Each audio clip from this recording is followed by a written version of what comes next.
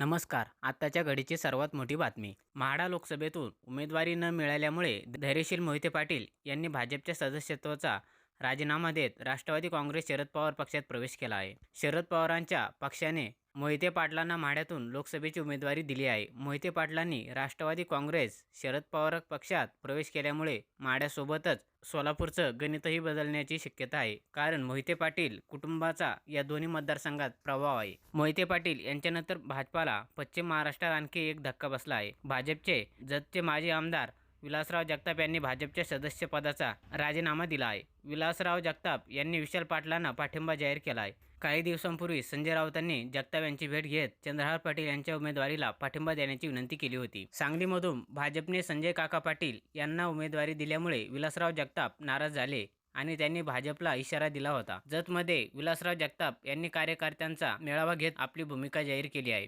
पक्षांतर्गत सुरू असणाऱ्या कुरघड्या त्याचबरोबर होणारे अवमूल्यन यामुळे आपण राजीनामा देत असल्याचं विलासराव जगताप यांनी सांगितलं आहे. विलासराव जगताप यांनी विशाल पाटलांना पाठिंबा जाहीर केल्यामुळे खासदार संजय काका पाटील यांची डोकेदुखी वाढणार आहे. एकीकडे विलासराव जगताप यांनी राजीनामा दिल्यामुळे भाजपला धक्का बसला असला तरी महाविकास आघाडीचे उमेदवार चंद्रहार पाटील यांच्या समोरच्या अडचणीही कमी व्हायचे नाव घेत नाहीत. सांगलीच्या जागेवर काँग्रेसकडून दावा केला गेला तरी ही जागा शिवसेना ठाकरे पक्षाला गेल्यामुळे विशाल पाटील बंडखोरी करण्याच्या तयारीत आहेत. विशाल पाटील हे सांगलीतून अपक्ष उमेदवारी अर्ज दाखल करू शकतात. काँग्रेस आमदार विश्वजित कदम यांनीही विशाल पाटील यांना पाठिंबा दिला आहे.